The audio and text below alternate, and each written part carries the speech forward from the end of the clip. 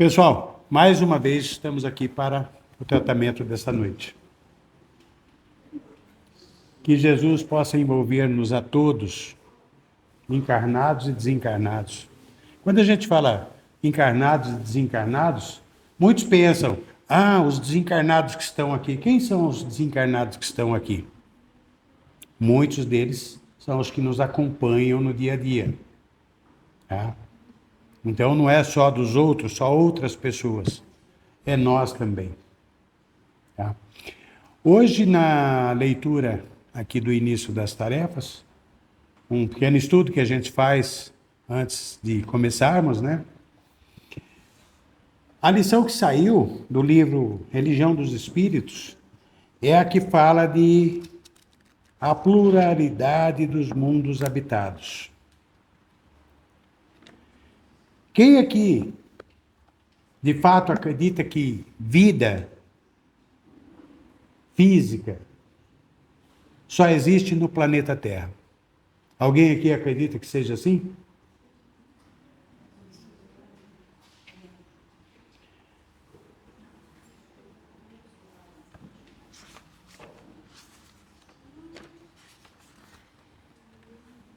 Essa lição, pluralidade dos mundos habitados, ela foi psicografada numa reunião pública com Chico Xavier em 6 de novembro de 1959. Olha, há quanto tempo, hein? Há quanto tempo? 66 anos atrás.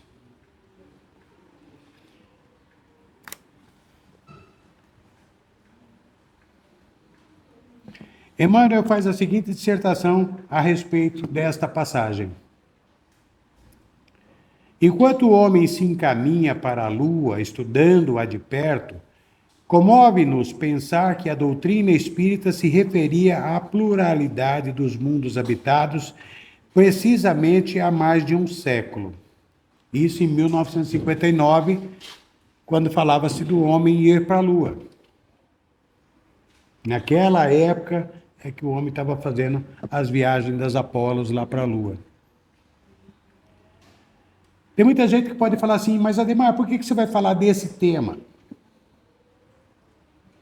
Porque na realidade é o seguinte, gente, os que controlam o mundo sempre fizeram questão de nos manter dentro de uma caixinha, acreditando no que eles queriam que nós acreditássemos. Criaram as religiões para conduzir a humanidade dentro de certos parâmetros. As indústrias farmacêuticas, os grandes laboratórios, produzem milhões e milhões e milhões de medicamentos. Em 1969, o homem foi à Lua. Aí eu pergunto para vocês, alguém aqui conhece, já ouviu falar de um único medicamento que cura algum tipo de enfermidade? Não. As indústrias farmacêuticas não deixam ser fabricado medicamento para curar a enfermidade. As indústrias farmacêuticas elaboram, pesquisam para amenizar os efeitos da enfermidade, não para curar. Imaginemos, por exemplo, se alguém descobrisse a fórmula para curar o diabetes. Essas grandes indústrias farmacêuticas iam querer comprar essa fórmula. Iam engavetar. E se o cidadão que criou essa fórmula, desenvolveu essa fórmula para curar o diabetes, se negasse a vender, fosse oferecido milhões e milhões e milhões de dólares, e mesmo assim ele se negasse a vender, dizendo, não, esse medicamento vai ser para tratar da humanidade. Essa pessoa ia sumir do mapa, todas as pessoas que ela conhece iriam sumir do mapa, e isso seria extinto. Porque as indústrias farmacêuticas vendem medicamento para as pessoas que têm o diabetes por bilhões durante o ano. E se houvesse um medicamento para curar, eles cessariam de vender esses medicamentos, esses bilhões e bilhões em medicamentos. Então, gente, a gente vê aí na TV falando sobre objetos voadores não identificados, OVNIs, né? Muitos acreditam que possa haver alguma coisa lá fora, além do que há aqui no planeta Terra. Mas aqueles que controlam o mundo sempre fizeram de um tudo para que as pessoas não acreditassem nisso. Sempre lançam a malícia para fazer com que as pessoas não acreditem na existência de vida lá fora. A doutrina espírita, lá em 1959, quando foi psicografada essa mensagem, diz que há aproximadamente 100 anos, Kardec já tinha trazido essa informação da pluralidade dos mundos habitados. Então vamos ver aqui a continuação do que Emmanuel escreveu. Acresce notar ainda que os veneráveis orientadores da nova revelação, guiando o pensamento de Allan Kardec, fizeram-no escrever a sábia declaração: Deus povoou de seres vivos todos os mundos, concorrendo esses seres ao objetivo final da providência. Sabemos hoje que moramos na Via Láctea, a galáxia comparável à imensa cidade nos domínios universais. Veja bem, ele está dizendo que a galáxia é comparável a uma imensa cidade, tá? Essa cidade tem mais de 200 milhões de sóis. Veja bem, a galáxia Via Láctea, que não é uma das maiores, tem aproximadamente 200 milhões de sóis. O nosso Sol é circundado por 8 planetas. Se aqui está se dizendo mais de 200 milhões de sóis, a gente imagina que tem um Sol por aí que tenha, em vez de 8 planetas, uma constelação de 20, 30, 50 planetas em sua órbita. Então imaginemos com isso, 200 milhões de sóis, quantos planetas tem a Via Láctea, a nossa galáxia, que não é uma das maiores. Estudos científicos revelam que tem galáxias por aí com 10 bilhões de planetas. Então, a nossa galáxia tem mais de 200 milhões de sóis, transportando consigo planetas, asteroides, cometas, meteoros, aluviões de poeira e toda uma infinidade de turbilhões energéticos. Entre esses sóis está o nosso modestíssimo foco de luz, considerando-se que Sírius, um dos seus vizinhos, né, apresenta brilho 40 vezes maior do que o nosso Sol. Um desses outros sóis, Sírius, apresenta brilho 40 vezes mais do que o nosso Sol. E, acompanhando a nossa Terra com todo o cortejo de suas orgulhosas nações, tem a importância de uma casa nos fundos, visto que, se a Lua é satélite nosso, o globo que nos asila é satélite pequenino desse mesmo Sol que nos sustenta. Então, a Terra, o planeta Terra, é um satélite pequenino em relação ao nosso Sol que nos sustenta. Viajando à luz com velocidade de 300 mil quilômetros por segundo, gasta milhares de anos para atravessar de um ponto a outro o continente galáctico em que residimos. Então, digamos que o nosso planeta fosse viajar pela galáxia, de um ponto da galáxia a outro ponto, considerando que a velocidade da luz é 300 mil quilômetros por segundo. Aí nós vamos colocar muitos anos-luz. Imaginemos quantos segundos tem um ano, né? Muitos anos-luz para irmos de um ponto da galáxia a outro ponto, de uma extremidade a outra extremidade. Mas os espelhos telescópicos do homem já conseguem assinalar a existência de milhões e milhões de outras galáxias, mais ou menos semelhantes à nossa, que se espraiarem na vastidão do universo. Então, veja bem, falamos da Via Láctea, falamos de mais de 200 milhões de sóis. Agora aqui, a espiritualidade está nos dizendo o seguinte. Boa noite, irmão. Aquele que é muito exalta não vive a unidade. Então, quanto mais baixo estamos, mais tranquilamos a humildade. Talvez eu tenha que praticar com mais a humildade do que qualquer um de nós criados. Então, dentro dessa humildade, eu sempre digo, vamos trilhar a nossa caminhada, vencendo as nossas imperfeições. Temos que ter ciência e reconhecer as nossas imperfeições. Isto é aquilo que Jesus disse: conhecereis a verdade e a verdade vos libertará. Essa é a verdade.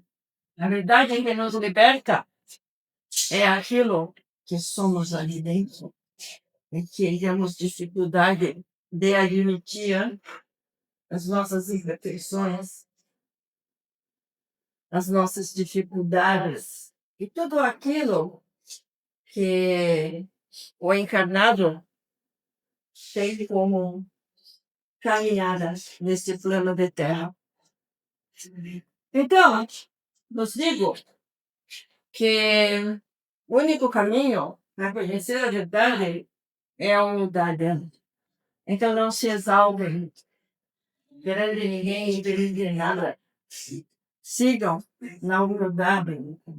Sigam fazendo o seu melhor sempre e entregando para Deus. Porque Ele tudo vê.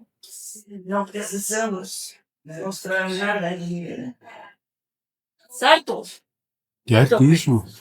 Pode ficar, porque isso foi uma... Tranquilo, irmão. Tô brincando.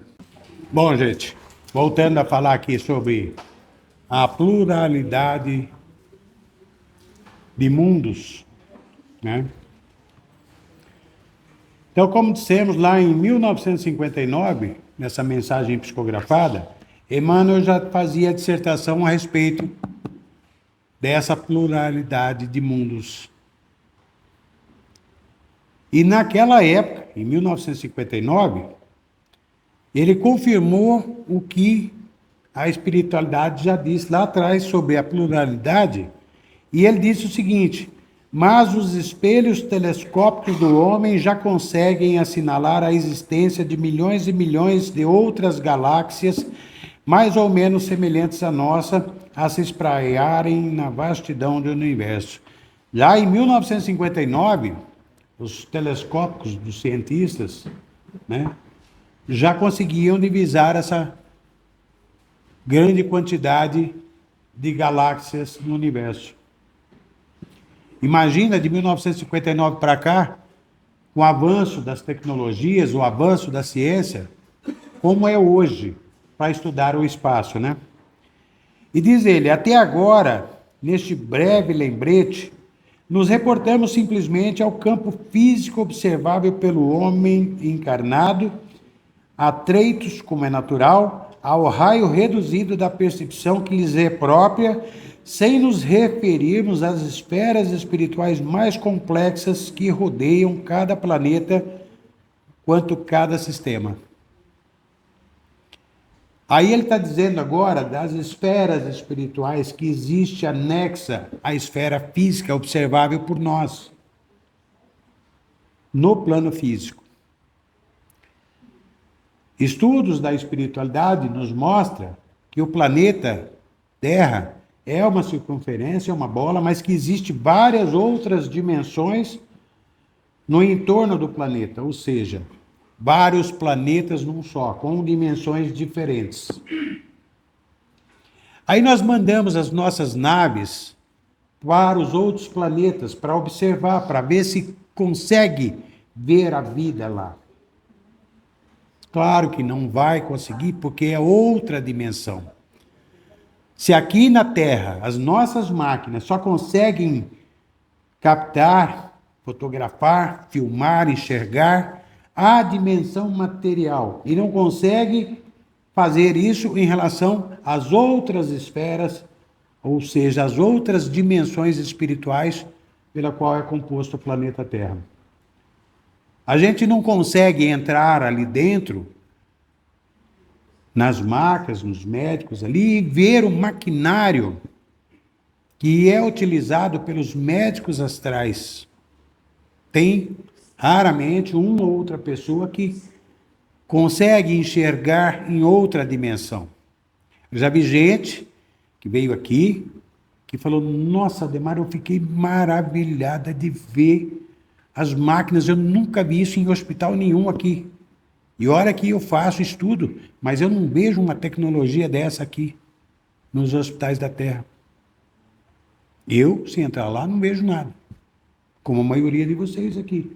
Mas tem gente que tem evidência, consegue enxergar no outro plano. Como tem gente no passado que chegou aqui e falou, nossa, Ademar, tem um monte de gente em volta daquela imagem de Nossa Senhora no final da rua. O pessoal tudo ajoelhado. Espíritos católicos estão ali rezando para Nossa Senhora, pedindo ajuda, pedindo socorro. Estão perdidos, desorientados. Eu chego ali, vejo lá no final da rua uma imagem de Nossa Senhora, mas não vejo mais nada. Acredito que a maioria de vocês aqui também não vê mais nada. As nossas máquinas não conseguem fotografar, filmar nas outras dimensões.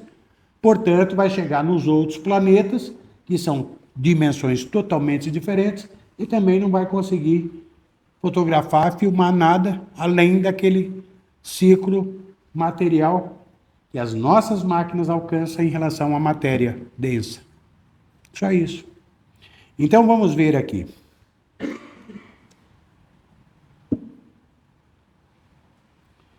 Nesse critério, vamos facilmente encontrar em todos os círculos cósmicos os seres vivos da asserção de Kardec, embora a instrumentação do homem não os divise a todos.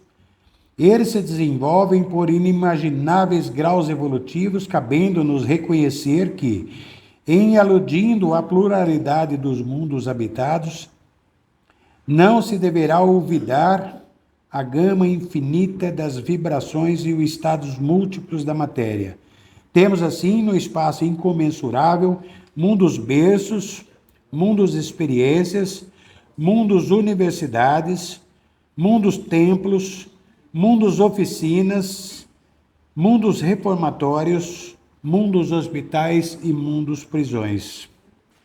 Saudamos, pois, o advento da nova era, em que o homem físico, valendo-se principalmente do rádio e do radar, do foguete e do cérebro eletrônico, pode impulsionar além da Lua, auscultando em regime de limitação compreensível as faixas da matéria em que psiquicamente se entrosa, e desejando-lhes paz, a fim de que prossiga em suas arrojadas e preciosas perquisições, podemos assegurar que em todos os planos a consciência acordada à luz da razão e da responsabilidade surpreenderá sempre, por base de todo o aperfeiçoamento moral, o preceito do Cristo que coloca o amor a Deus e ao próximo como sendo o coração da vida, pulsando invariável no peito da justiça divina que manda, em toda parte, conferir cada um segundo as próprias obras.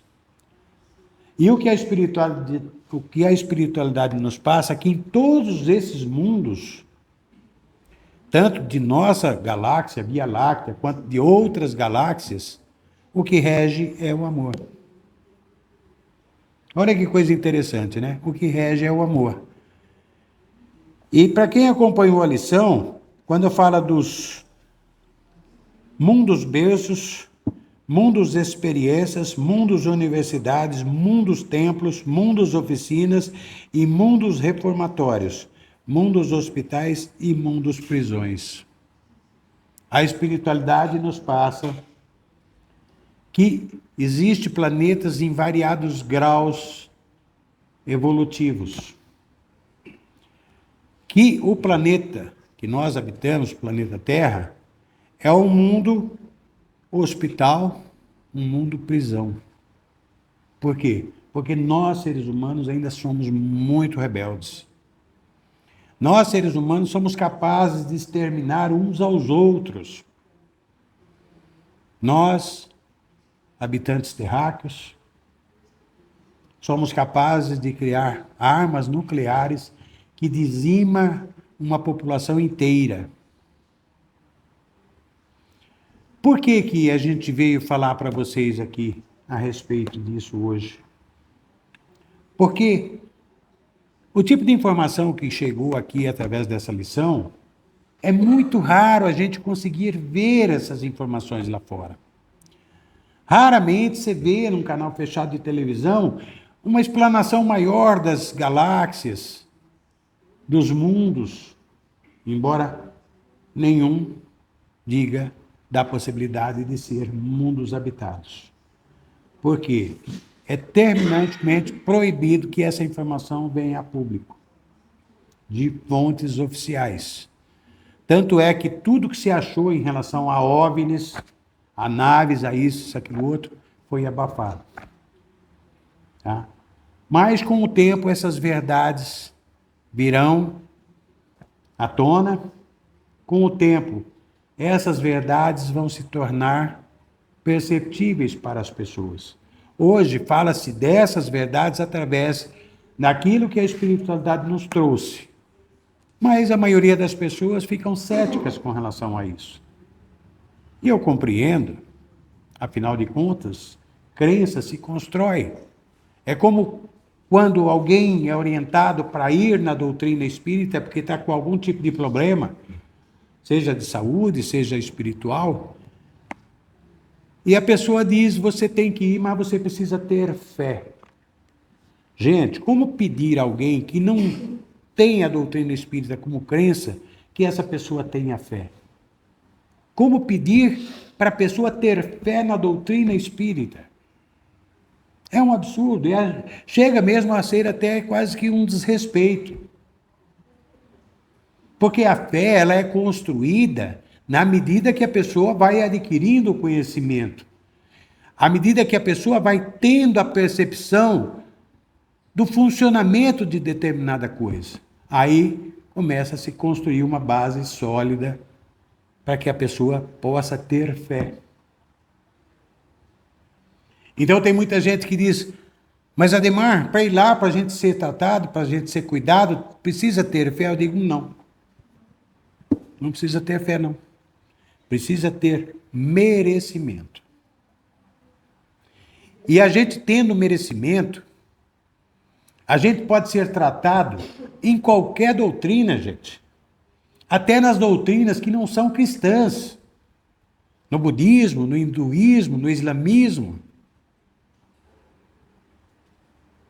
E Jesus, quando uma cura se processava, ele dizia, a tua fé te curou, a tua fé te salvou.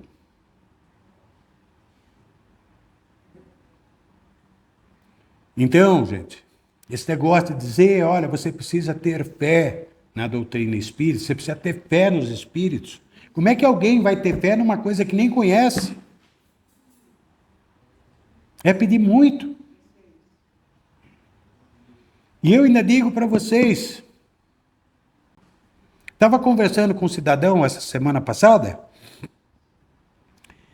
e eu falei para ele, escuta, tu professa alguma religião? Porque a coisa está meio complexa. Aí para o teu lado, para o lado da tua família, da tua casa, isso, aquilo, outro. Ele dizia, nós somos evangélicos. Falei, então vai lá na tua igreja, cara, ora, pede para Deus, pede para Jesus. Conversa lá com o Espírito Santo, pede socorro, pede ajuda. E se ele fosse católico, eu ia dizer a mesma coisa. Se ele fosse budista, eu ia dizer a mesma coisa. Porque aquele que pede, pede para alguém. A pessoa, quando vem numa casa espírita, geralmente ela pede para Deus. Ela pede para Jesus. Isso me faz lembrar uma moça que estava fazendo tratamento aqui e já fazia um tempinho que ela estava aqui, sei lá, uns 5, 6 meses mais ou menos. E um dia, depois da palestra aqui, ela parou e começou a conversar comigo e falou: Nossa, Ademar, que bênção eu ter vindo para cá.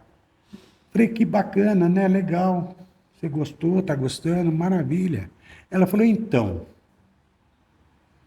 eu tentei suicídio algumas vezes. E uma vizinha lá de casa, que é espírita, dizia para minha mãe: leva essa menina numa casa espírita. Essa menina está com perturbação espiritual. Leva ela numa casa espírita. Mas a minha mãe, ela é daquela católica fervorosa, que toda semana está na igreja, isso, aquilo, outro, e orava. E a minha mãe morria de medo desse negócio de espírito. E aí, o tempo foi passando. Quando eu tentei a última vez o suicídio, a minha mãe viu que a coisa era feia, porque quase que eu consegui consumar o suicídio.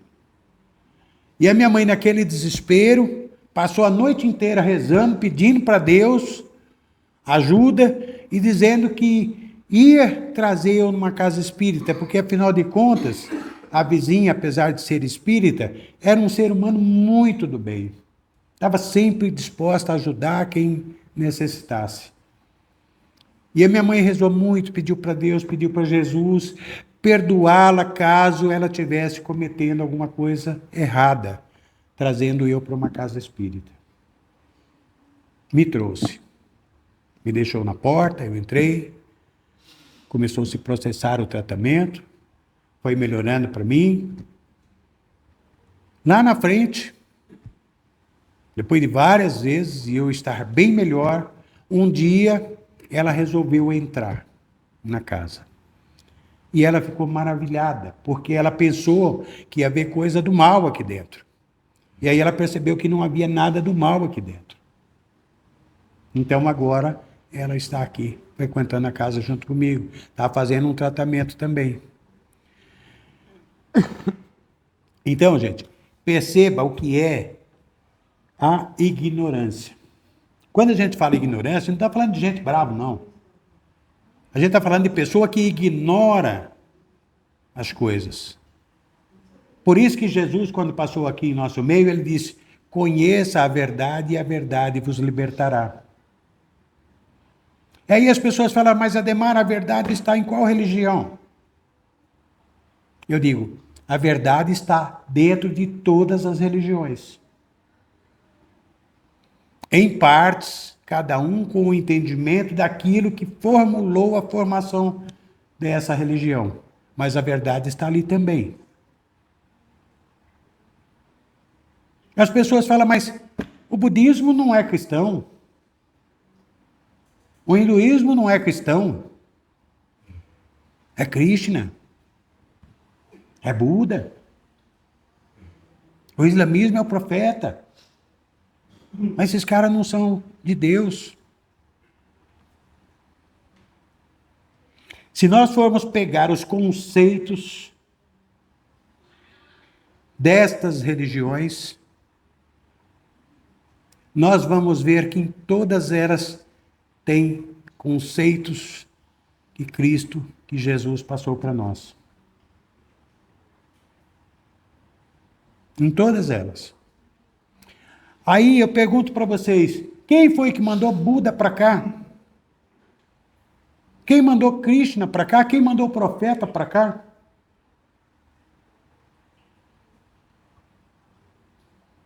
Todos eles são auxiliares de Jesus no mundo astral. Jesus é o cara que governa esse planeta. E esses outros todos trabalham para Jesus.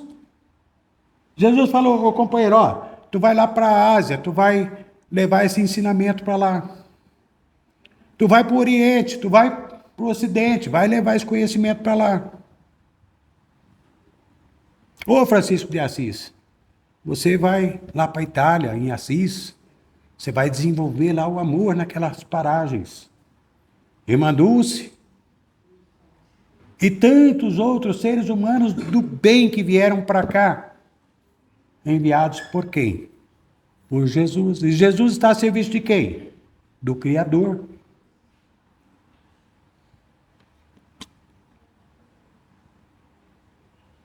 Cada um desses planetas que nós mencionamos aqui, cada um deles tem um governador.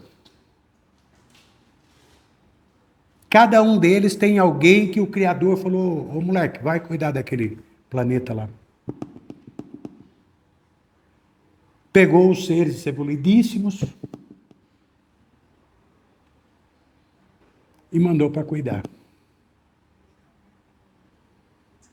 E aí tem muita gente que diz assim: mas Ademar, a gente ouve falar de tanta coisa errada em uma, em outra religião, e eu digo sim. Em primeiro lugar, a religião não é uma coisa que foi criada por Deus.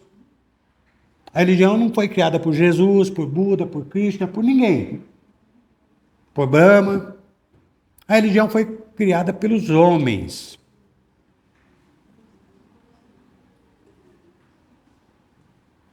E todos os seres humanos são imperfeitos, têm falhas. Agora imagina uma religião que tem milhares de pessoas atuando dentro dessa religião. Quantas pessoas imperfeitas e às vezes mal intencionadas tem dentro da doutrina espírita, dentro da Igreja Católica, dentro dos templos evangélicos, do budismo, do hinduísmo, do islamismo, do brahmanismo, em todas as religiões, vocês vão encontrar pessoas com o coração transbordando de amor. Pessoas que é capaz de curar a um olhar, a um toque, a uma palavra. Mas em todas elas também vocês vão encontrar pessoas mal intencionadas. Por isso que Jesus, quando esteve aqui, disse: maldito o homem que confia no homem. O nosso coração, plenamente, nós temos que entregar ao Criador, não a outras pessoas imperfeitas. A outras pessoas imperfeitas como nós, devemos nos unir para caminhar juntos, um ajudando o outro, mas quando percebermos que as intenções não são as mesmas, a gente se afasta, sem atirar pedras, sem condenar ninguém, porque todos estão num processo de evolução, estão num processo de aperfeiçoamento. Se hoje nós não somos capazes mais de trair a confiança dos outros, se hoje não somos mais capazes de roubar os outros, lá atrás, em outras encarnações, nós fomos capazes. Então, se temos irmãos nossos hoje que são capazes de roubar, de trair a confiança, de caluniar, não devemos condenar essas pessoas. Devemos, ao contrário, fazer aquilo que Jesus ensinou, desejar ao próximo aquilo que a gente deseja para a gente mesmo. Então, quando nos depararmos com uma situação assim, que sejamos daqueles que dizem: ô Pai, ô Jesus, ô Deus, ô Santo, não sei das quantas, ajuda esse ser humano. Ajuda ele a se libertar dessas dificuldades que ainda traz na alma, que ainda é capaz de ferir seus irmãos. E mesmo quando o ataque deles for direcionado a nós, mesmo quando nos ferir por calúnia, por roubo, por maledicência, por que quer que seja, por traição, o que quer que seja, que compreendamos que provavelmente estaremos colhendo de algo que nós semeamos lá para trás. Em outras jornadas, se não foi nesta mesma. A espiritualidade nos diz que Deus não permite que se cometa injustiça contra nenhum dos seus filhos. Por isso que quando acontece alguma coisa ruim comigo, às vezes, brincando, eu olho para cima e falo, oh Deus, até isso eu fiz lá atrás? Diz a espiritualidade que quem plantar uma roça de melancia não vai colher dentro daquela roça nem um abacaxi. Porque ele não plantou abacaxi, ele plantou só melancia. Nós, hoje, no estágio evolutivo em que estamos, plantamos aí para trás abacaxi, plantamos melancia, plantamos laranja, plantamos coisas médias, boas, ruins. E diz-nos a espiritualidade que a semeadura é livre, o ser humano semeia aquilo que ele quiser. O ser humano, se ele quiser subir num prédio de 30 andares e pular lá de cima, Deus deu o livre-arbítrio e ele pode fazer isso e faz, alguns fazem. Eles dizem que a semeadura é livre, podemos plantar o que quisermos. A colheita não é livre, a colheita é obrigatória. Aquilo que semeamos livremente, obrigatoriamente iremos colher. E como dissemos, como já plantamos de um tudo aí para trás, plantamos coisas ruins, mas também plantamos coisas boas. Paremos para fazer uma análise, uma autoanálise na nossa existência. Podemos estar enfrentando grandes dificuldades no dia de hoje. Podemos já ter enfrentado outras grandes dificuldades aí para trás, mas tudo passou. E aquelas grandes dificuldades que nós enfrentamos aí para trás, com certeza nos tornou seres humanos mais conscientes, nos tornou seres humanos mais amadurecidos, mais capazes de enfrentar as adversidades. Então é assim, gente. O amor é o que rege todos os universos. Nesses milhões e bilhões de planetas, milhões de sóis e bilhões de planetas, o amor é o regente. É o regente universal. Porque o Criador é um só. No universo e em todos os universos.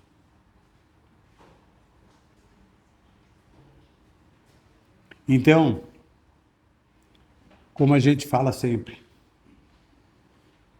se até hoje, inadvertidamente, nós semeamos sementes que quando tivermos que colher os frutos serão ruins, que passemos a cuidar mais da semeadura que fizemos. Que procuremos ser mais compreensivos, mais tolerantes. E voltando a falar aqui desses milhões de sóis da nossa galáxia, com os bilhões de planetas, sem falar dos bilhões de sóis de outras galáxias e trilhões de planetas. Olha como é grande tudo isso em relação à nossa Terra, ao nosso planeta Terra. E olha o que somos em relação ao nosso planeta Terra, com mais de 8 bilhões de seres na carne. Sem contar mais de 2 vezes do que isso, de irmãos nossos que estão fora da carne, estão no mundo astral. Nas outras dimensões que falamos, nas dimensões astrais.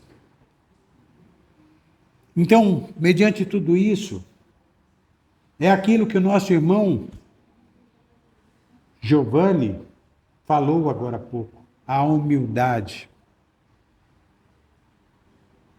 A humildade é que deve reger-nos a todos. Por mais sábios que possamos ser em alguma área, saibamos que eventualmente somos deficientes em outras áreas. E se somos sábios em determinadas áreas, foi porque as oportunidades que surgiram para nós ou que foram nos inspiradas a seguir, nós procuramos aproveitar. Nós nos esforçamos. É como um dia, há mais de 20 anos atrás, eu estava começando aqui nesta casa, não tinha essa parte aqui, isso aqui era mato.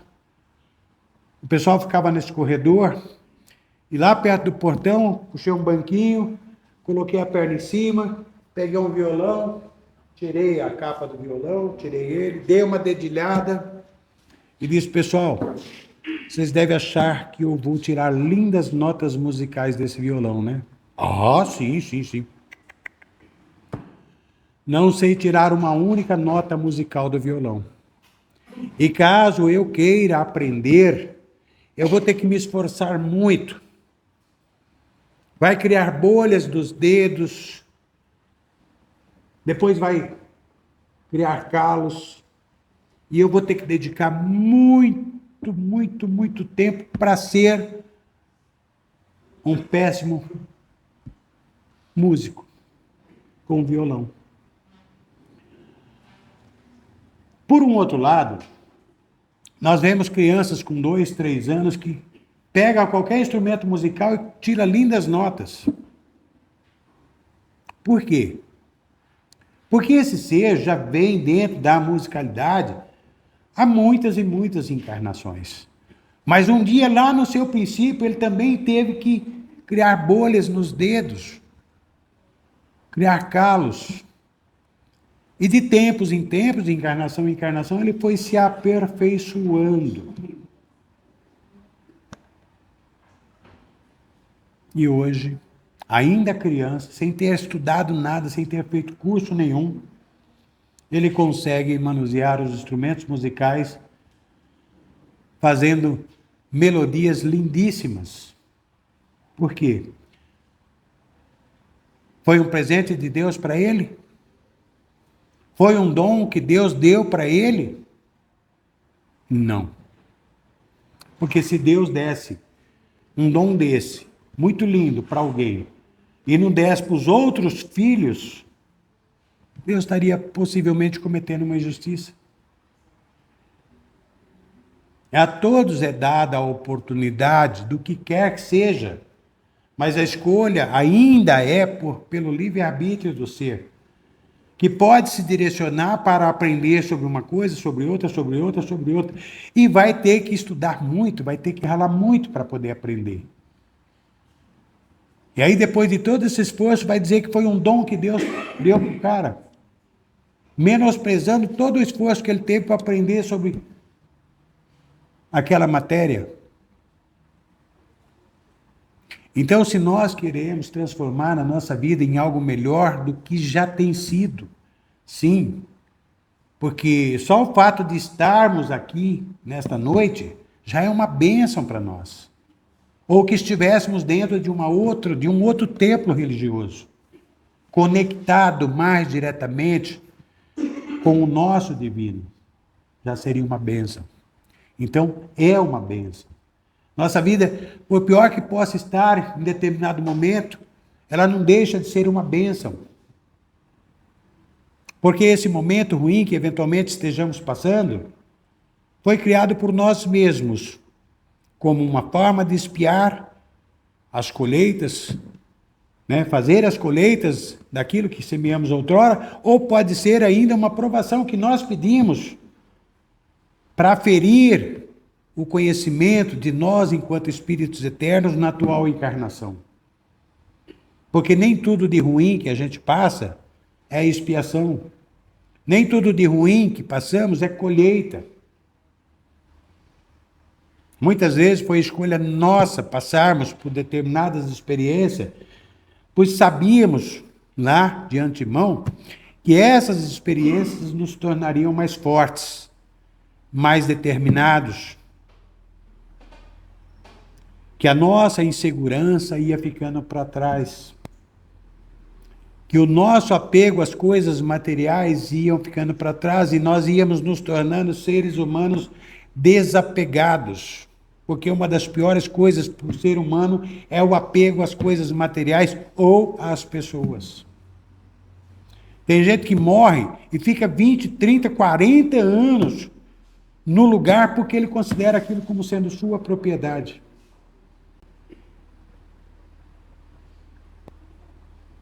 E nesses 40 anos, estará enfermo.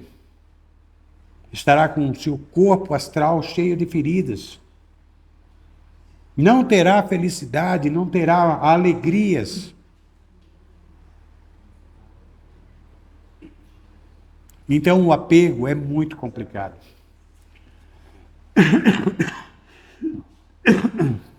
André Luiz, um dos mentores de Chico Xavier, num dos livros, dos vários livros psicografados por Chico Xavier através desse espírito, André Luiz,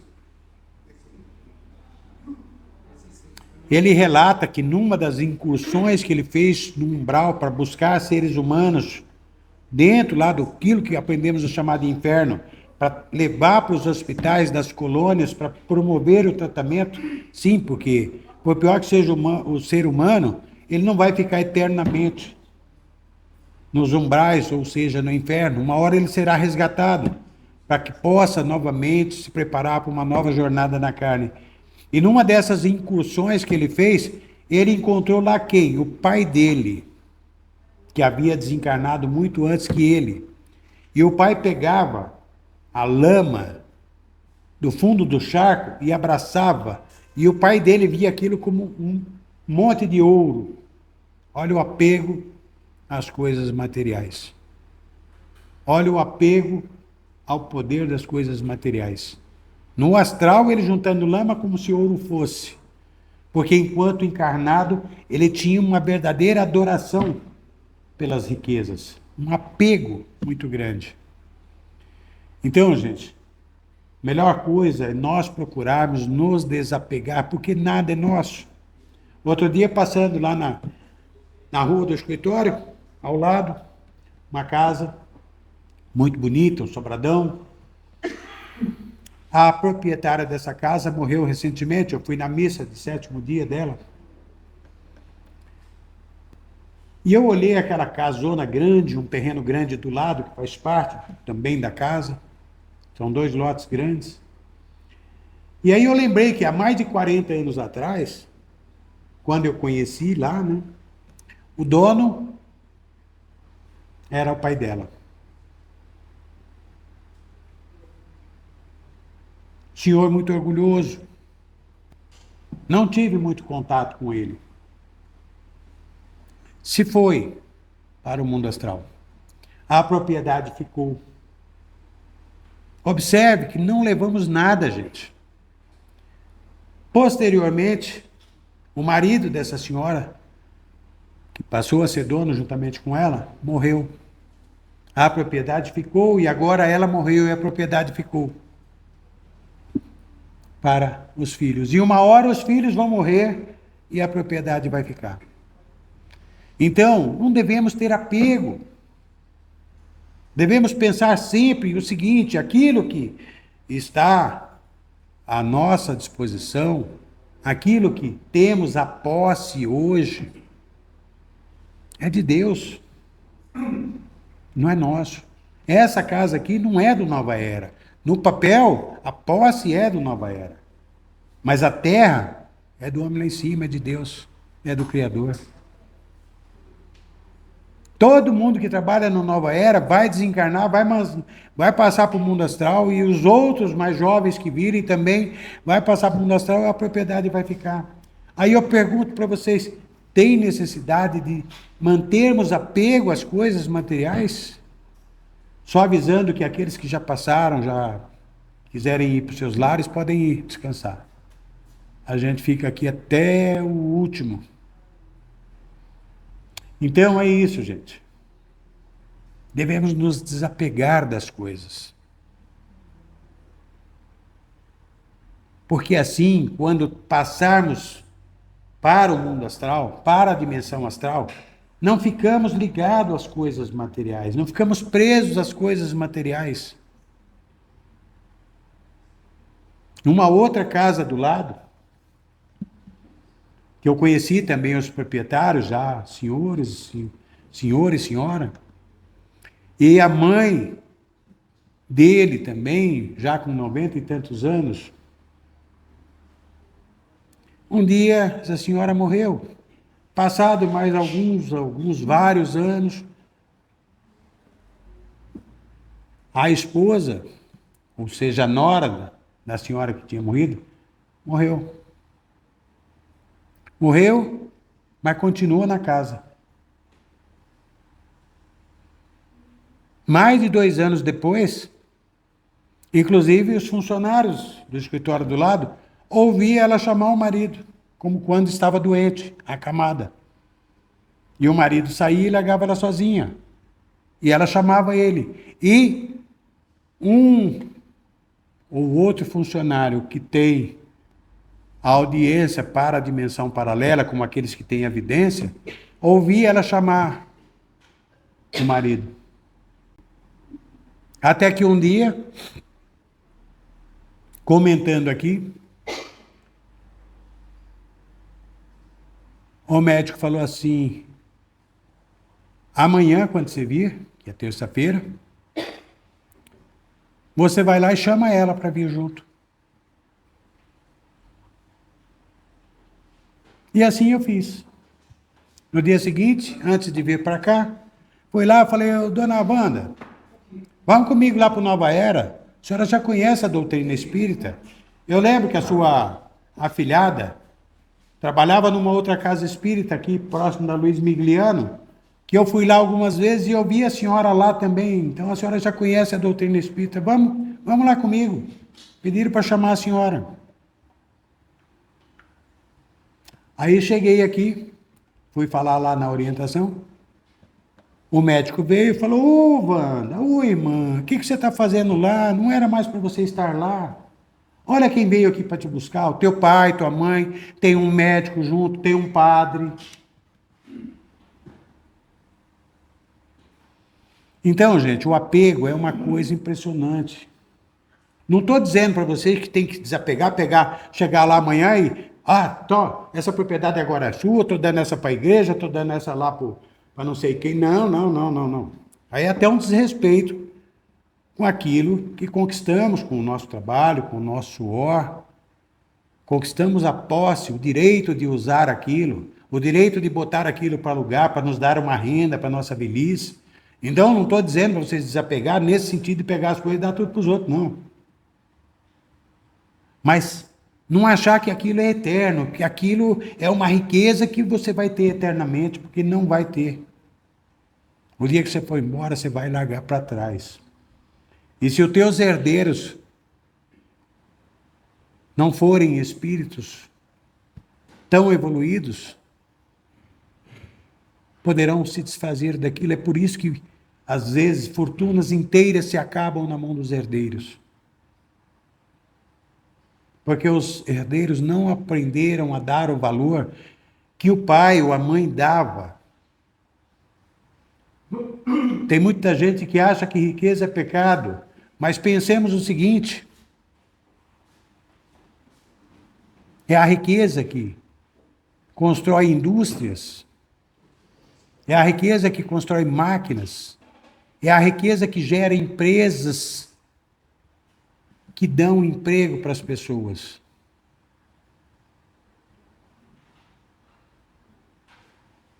Se não houvessem as indústrias, as empresas, como é que o pessoal ia viver? Sem salário, sem nenhum benefício?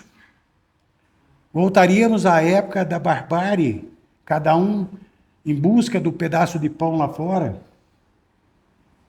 sem saber o que fazer, sem saber se amanhã vai ter o pão ou não. Graças às riquezas é que existe um certo equilíbrio para que as pessoas tenham onde elaborar, onde buscar o pão de cada dia. E aqueles que estudaram bastante conseguem oferir uma renda melhor, conseguem, às vezes, construir um patrimônio. Por quê? Porque como aquele ser humano que começou um dia a dedilhar as notas musicais e ralou e passou várias e várias encarnações para se tornar um bom músico, aquele que elabora, aquele que trabalha, aquele que valoriza o que a vida oferece para ele, a vida recompensa. Outro dia eu estava falando com uma pessoa que está prestes a sair de uma empresa. Eu disse: olha, você decidiu sair? Saia, mas deixa a porta aberta. Trabalhe até o último dia com honra, com caráter, com responsabilidade. Porque é o que você vai estar oferecendo para a vida e é o que a vida vai lhe retribuir. Faça um monte de coisa errada lá, que a vida vai dizer, pois, vai ter o que semeou. Fez um monte de coisa errada, vamos mandar um monte de coisa errada, vamos mandar emprego errado, vamos mandar tudo errado. Não é que a vida é vingativa, mas é que a lei diz que nós temos que colher aquilo que semeamos. Então não é castigo de Deus, não é a vida que é injusta, não é nada. Somos nós laborando e aprendendo. Aquele que se nega a aprender vai ter que repetir a lição várias e várias vezes. Gente, aqueles que já passaram, aqueles que já pegaram o seu papelzinho, quiserem retornar aos seus lares, podem retornar. Boa noite. Estamos agora encerrando aqui a nossa participação na palestra da noite.